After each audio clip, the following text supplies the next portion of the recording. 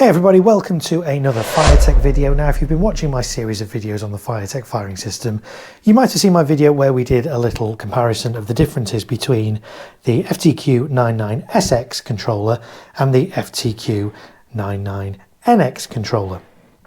And in that video, we powered both these controllers on at the same time. They were both on the same network and it didn't like it. So let me just show you that again quickly. So let's just power both of these on.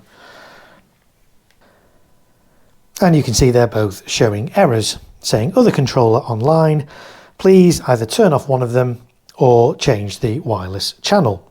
So by default, you can't have multiple controllers on the same wireless channel.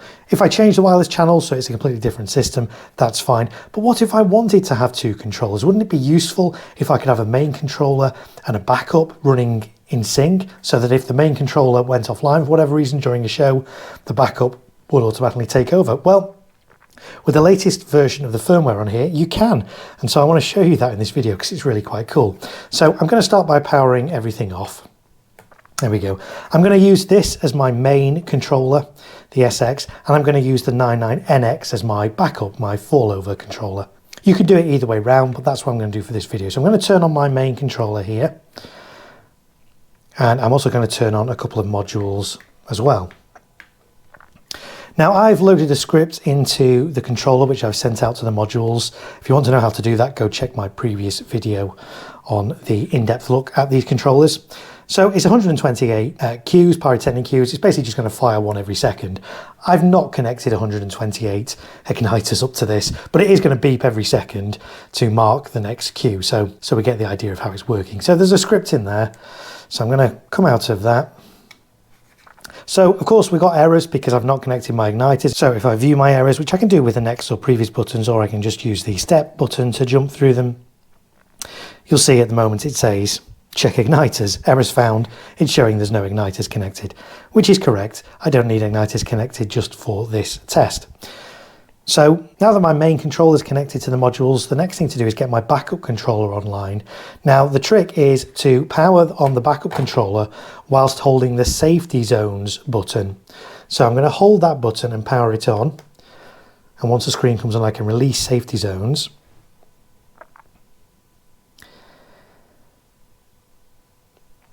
So now on here, again, I've got the same script already loaded in, so I'm just going to come out of that screen. And you'll see on this screen, it says, check main controller and set functionality.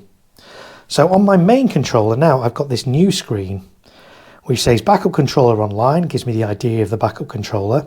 Hold for use as either full control or as an audio box only. So I have two options. I can either use this as a backup controller, or I can use this as a playback box, a dedicated playback box, which is really quite useful. So I could have this next to the sound system and I could be stood somewhere far away from it with this controller, still control the show from here, but the audio plays out of this box. So it's a cool little way you can actually turn one of these controllers into a dedicated audio box. There is a separate audio box available for FireTEK, but I like this little feature as well. But for this demonstration, I want to have full control. So I'm going to press and hold R1.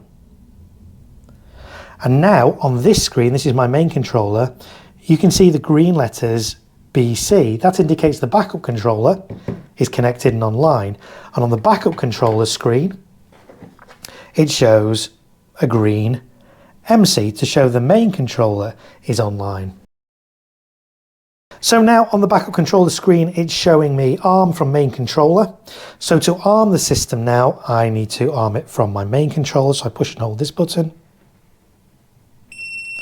And you'll see it's armed the modules and it's also armed the backup controller as well.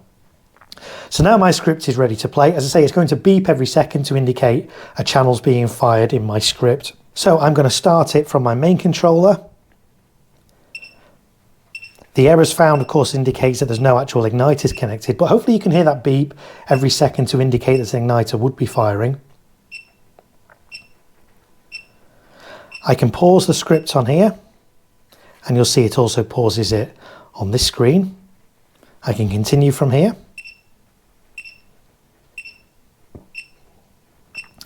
Now, I'm going to assume now that this, for whatever reason, goes offline, so I'm just going to power this off mid-firing.